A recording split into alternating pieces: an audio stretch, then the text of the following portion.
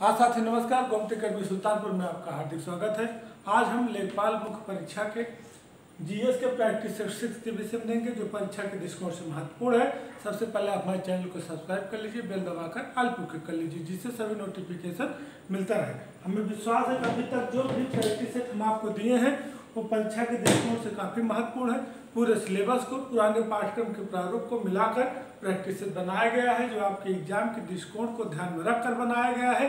परीक्षा में आपकी काफ़ी मदद करेगा और आशा भी है कि लगभग क्वेश्चन इसी में से मिल जाए। तो इसलिए आप हमारे प्रैक्टिस सेट को समय निकालकर पूरा प्रैक्टिस सेट ध्यान से देखिए। 10 से 15 मिनट का वीडियो है और लगभग 10 से 15, 20, 25 प्रश्नों का संग्रह है, जिसमें लगभग 20 प्रश्न नियर अबाउट आपके आ जा रहे हैं और एग्जाम में इसी तरह प्रश्न पूछे जाएंगे, वन लाइनर। इसमें हमने आपके पूरे सिलेबस को समाहित है, इसलिए परीक्षा में आपको बहुत दिक्कत नहीं होगी।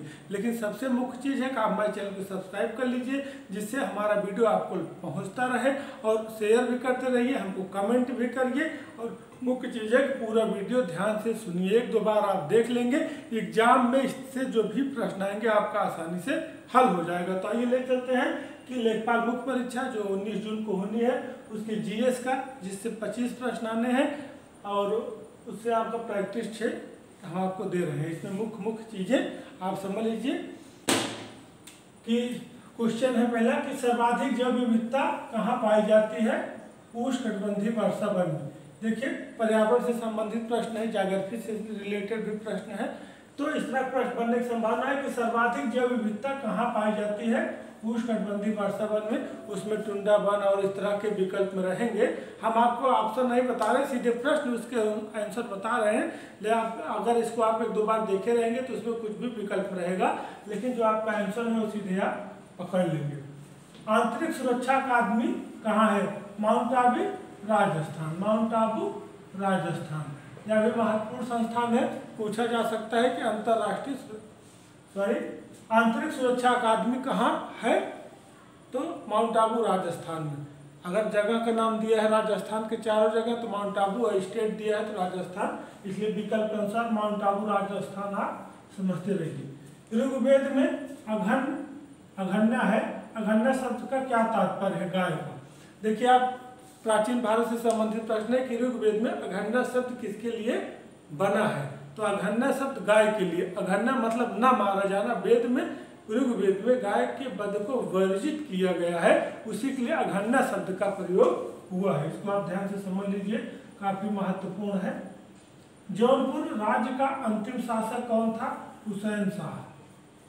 जौनपुर राज्य का अंतिम शासक कौन था? हुसैन शाह, जिसको जौनपुर को पूर्व का सिराज भी कहा जाता है। पूर्व का सिराज भी कहा जाता है।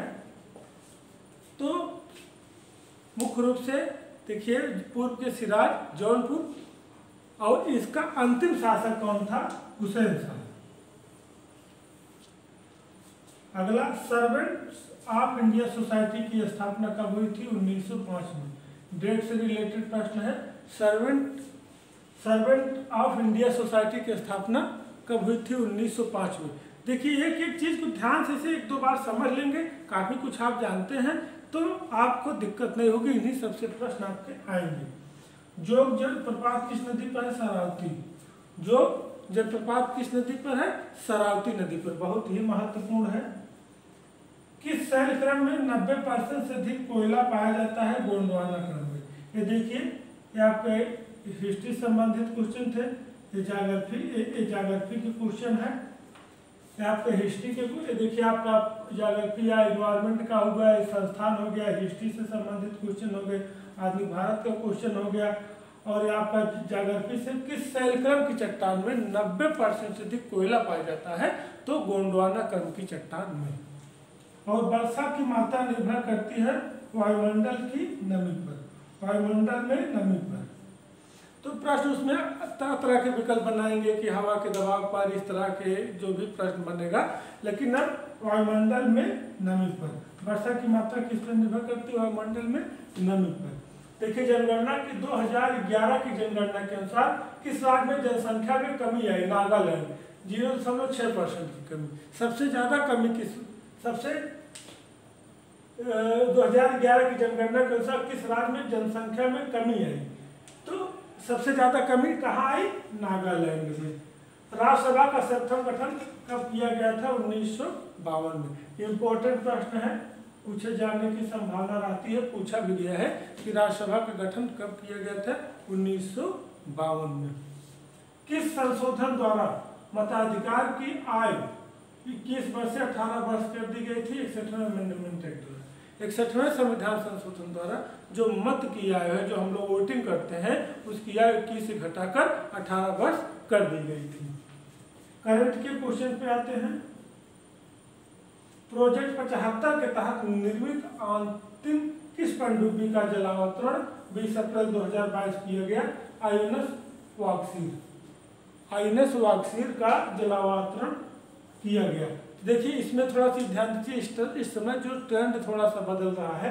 अगर डायरेक्ट पूछता है कि प्रोजेक्ट 75 के तहत निर्मित अंतिम किस पनडुब्बी का जलावतरण 20 अप्रैल 2022 किया गया? आईएनएस वागसीर। लेकिन कभी कभी पूछा जाता है कि आईएनएस वागसीर क्या है।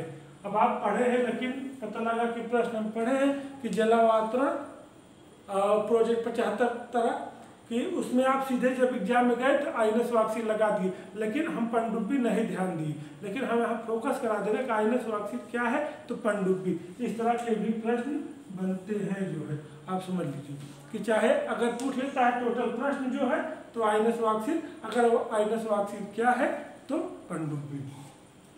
किस सिख गुरु का 400वां प्रकाश वर्ष मतलब जन्मशती 21 अप्रैल 2022 को मनाया गया? श्री गुरु तेग बहादुर का। श्री गुरु तेग बहादुर का 400वां प्रकाश वर्ष या जन्मशती 21 अप्रैल 2022 को मनाया गया। इससे दो प्रश्न बनने की संभावना है। बन जाएगा किस गुरु का 400वां प्रकाश वर्ष या जन्मशती मनाया गया? श्री गुरु तेग बहादुर का। कब मनाया गया? कि गुरु तेग बहादुर का 400वां जन्मशती कब मनाया गया? 21 अप्रैल को। दो प्रश्न, एक प्रश्न और बनेंगे कि 21 अप्रैल को गुरु तेग बहादुर का कौन सा जन्मशती मनाया गया? 400वां। तो कहने का मतलब है कि इसमें तीनों चीजें हैं, आप उसको मिला के जोड़े रहिए तो कोई भी प्रश्न बनेगा। आपको याद होना चाहिए कि 21 अप्रैल 2022 को गुरु तेग बहादुर का 400वां जन्मशती या प्रकाश वर्ष मनाया गया। G7 राष्ट्रों का 48वां शिखर सम्मेलन जून 2022 में कहाँ प्रस्तावित है? जर्मनी में। G7 का विकसित राष्ट्रों का समूह G7 है, आप जान रहे हैं। इसका कौन सा 48वां सम्मेलन जून 2022 में कहाँ प्रस्तावित है? जर्मनी में। 47वां 2021 में कहाँ हुआ था? ब्रिटेन में। तो आप ये जान लीजिए कि G7 का 47वां शिखर सम्मेलन 2021 में कहाँ हुआ था? ब्रिटेन में। और 2022 में 48वां कहाँ होगा? जर्मनी में। तो आपका ये भी याद होना चाहिए 47 नंबर में, 21 में 47 हुआ ब्रिटेन में और 22 में 48वां होगा जर्मनी में। तो इस तरह से आप जो है प्रश्न करंट को एकदम फोकस करके चलिए, जिससे 2, 4, 25 में कम से कम 5 प्रश्न करंट के रहने की संभावना है। करंट से लगभग आपके 5 प्रश्न के लगभग रहेंगे। और 5 में अगर आप ध्यान दिए हैं 5 तो हल ही कर लेंगे। हमारे जो प्रैक्टिस सेट है, हमने आपको जो भी प्रैक्टिस सेट दे रहे हैं, जैसे 3-4 करंट मिला दे रहे हैं, 6 प्रैक्टिस सेट हुए, 18 करंट हुए। आप मान चलिए कि जो भी करंट हम आपको लगभग देंगे उसमें से आपके 5 के 5 प्रश्न आ जाएंगे। एकदम सटीक व्यू में हम अपना प्रैक्टिस सेट बना रहे हैं। जैसे 14 है तो मान चलिए कि 15 से 20 क्वेश्चन आपका काम कर रहा है, परीक्षा के दृष्टिकोण से काफ़ी महत्वपूर्ण है। तो चैनल जुड़े रहिए, सब्सक्राइब कर लीजिए और समय निकाल के देख लीजिए। आपका लगभग जितना प्रैक्टिस सेट हम देंगे उसमें जितना प्रश्नों का संग्रह रहेगा उसमें से आपको काफ़ी सहयोग मिलेगा। कम समय में, कम अध्ययन में आपका उस 25 प्रश्न में ज़्यादा से ज़्यादा प्रश्न हमारे प्रैक्टिस सेट आने की संभावना रहती है। जय हिंद।